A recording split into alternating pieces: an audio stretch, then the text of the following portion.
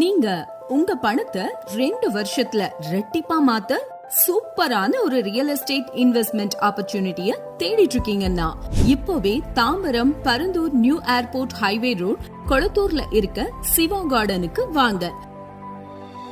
DTCP RERA approved plots at rupees square feet 1399 ரூபாய் மட்டுமே.